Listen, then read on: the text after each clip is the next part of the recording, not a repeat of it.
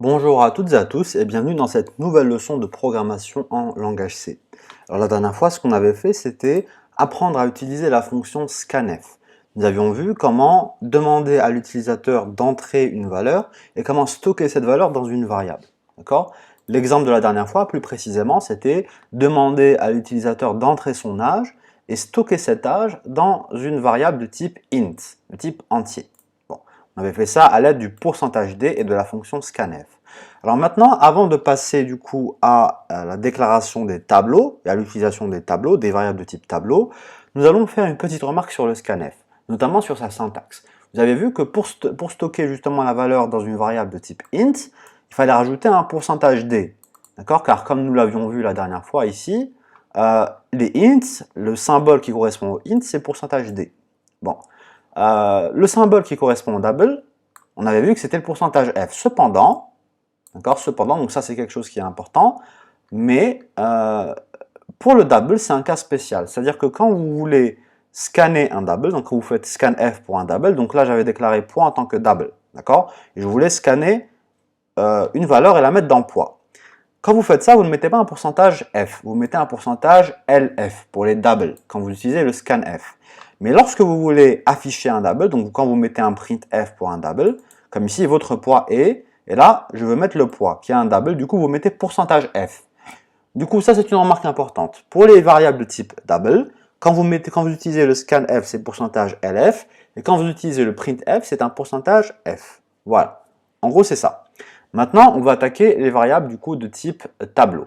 Alors, un tableau, qu'est-ce que c'est? En fait, c'est comme une grosse variable de différentes petites variables. D'accord? C'est une grosse variable, par exemple, d'entier, ou une grosse variable qui contient des doubles, ou des longues, etc. etc. Bon.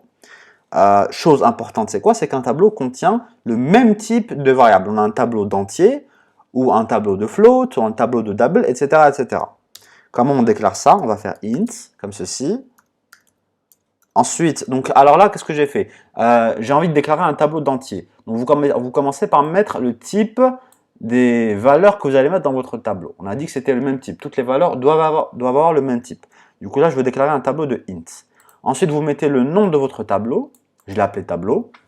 Et ensuite, vous allez mettre entre les crochets le nombre d'éléments de votre tableau. D'accord? Par exemple, un tableau, on va dire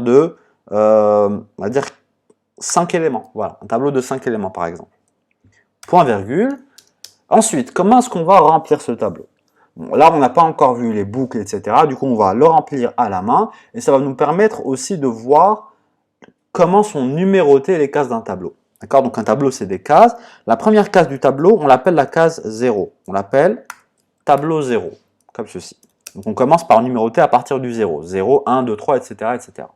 Donc là, quand je mets tableau 0 est égal, par exemple, à 99, ça veut dire quoi? Ça veut dire, on va dans la première case de mon tableau, que j'ai appelé tableau du coup, et la première case de mon tableau, c'est la case 0.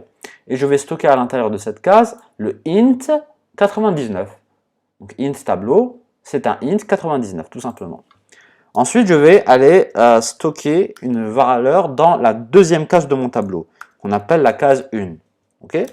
On va dire par exemple 98. Voilà, on va aller en décroissant. Ensuite, la troisième case de mon tableau, c'est tableau du coup 2. On va dire que ça va être 97. Ok? Ensuite, tableau, la quatrième case, c'est la case 3. C'est égal à quoi? C'est égal du coup à 96. Ok, donc là j'ai combien de cases déjà remplies? J'ai une case, deux cases, trois cases, quatre cases. Mais le tableau, il contient 5 cases, d'accord? Donc ne confondez pas entre cette notation et celle-ci. Ce n'est pas la même chose, d'accord? Là, c'est pour dire le nombre d'éléments qu'il y a dans mon tableau. Là, c'est la numérotation des cases, c'est les cases de mon tableau, d'accord? Donc la dernière case, la cinquième case, comme on l'appelle tableau 4, ok? Et je vais mettre à l'intérieur 80, par exemple, 15, 95. Bon. Ensuite, pour afficher les cases de mon tableau, donc là, en faisant ça, j'ai rempli mon tableau. Ensuite, pour afficher, par exemple, je vais juste mettre un print f, la case numéro. Donc on va afficher par exemple la case, celle-ci. On va afficher la case 3, qui est du coup la quatrième case. Donc la quatrième case, ici. La quatrième case de tableau, parce que je l'ai appelé tableau. Et, alors qu'est-ce que c'est? Je n'oublie pas que c'est un tableau d'entier, d'accord, des int. Du coup, je dois mettre le symbole pourcentage D ici. Ok, donc je mets un pourcentage D, comme ceci, pourcentage D. Pourquoi? Parce que c'est des entiers que je vais afficher. Et là, qu'est-ce que je vais mettre? Je vais mettre la case correspondante. Donc je mets tableau, comme ceci. Et là, je veux afficher la quatrième case du tableau, donc je vais mettre quoi? Tableau 3. Voilà. Et on met le point virgule. Et on n'oublie pas évidemment de faire un saut de ligne pour avoir une écriture qui est agréable. On va voir ce que ça va donner du coup. On va faire commande S pour sauvegarder et on va ouvrir du coup notre terminal. Ok. Donc je suis déjà dans mes documents. Donc je scanne ici, voilà. Ensuite, bon, je vais directement exécuter comme ceci alors. Donc scan. Alors, la quatrième case de tableau est 96. En effet, est-ce que c'est 96? Oui. Vous voyez, donc tableau 3, qui est la quatrième case de mon tableau, c'est bien le 96. Maintenant, bon, on a dit le tableau, il avait 5 cases. En effet, on a rempli les 5 cases. Qu'est-ce qui va se passer si j'essaie de remplir encore une autre case? Par exemple, je mets tableau 5, comme ceci, est égal à 94. D'accord? Est-ce qu'il y aura une erreur? Oui. Il y aura forcément une erreur. Pourquoi? Parce que là, j'ai 6 cases dans mon tableau. Alors qu'ici, j'ai déclaré un tableau avec juste 5 cases. On va voir en effet que ça nous donne une erreur. Donc je fais commande S pour sauvegarder. Et ensuite, je reviens ici. On va essayer de compiler. Ah, là, on nous dit qu'il y a une erreur. Vous voyez? L'erreur, c'est ici. C'est quand on essaie de déclarer donc tableau 5 égale 94. À ce moment-là, bon, il y a un excédent d'éléments. On a déclaré trop d'éléments.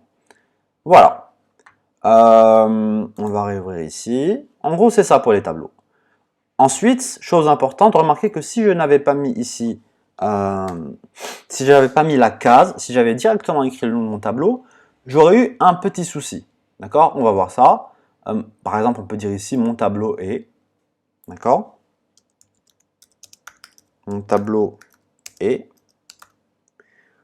Est-ce que ça va nous afficher le tableau? Donc déjà, j'efface la 5e case ici, qui correspond du coup à la 6e, qui n'existe pas. Alors, est-ce que j'aurai une erreur ou pas? Donc là, j'ai enlevé la case. J'ai juste écrit le nom de mon tableau. Est-ce que j'aurai une erreur? Oui, j'en aurai une. Regardez. Donc là, je réouvre mon terminal. J'essaye de compiler. Ah, là, on a un souci. Vous voyez ici, tableau, c'est souligné, et pourcentage D, c'est souligné. Ça veut dire quoi? Ça veut dire que ce format pourcentage D ne correspond pas au tableau. Et qu'est-ce qu'ils nous disent? Ils nous disent, ah, int étoile. D'accord? Int étoile, et pas un int. Donc là, c'est en relation, si vous voulez, avec le cours des pointeurs. Ok? On fera ça plus en détail la prochaine fois, quand on fera les pointeurs. Pas dans la prochaine vidéo, mais dans les vidéos futures, quand on fera les pointeurs, on reverra le tableau plus en détail. On verra pourquoi on a eu cette erreur justement, et pourquoi ici on nous dit int étoile. D'accord? Pourquoi on nous demande int étoile. Voilà, c'est tout pour aujourd'hui. J'espère que vous avez compris. La prochaine fois, on va attaquer du coup les chars, les variables de type char, et juste après, on fera du coup les chaînes de caractères. D'accord? Voilà, j'espère du coup que vous avez apprécié la leçon, que vous avez bien compris. Si vous avez des questions, n'hésitez surtout pas à me les poser dans les commentaires. On se donne rendez-vous pour la prochaine vidéo. Merci beaucoup et à la prochaine fois.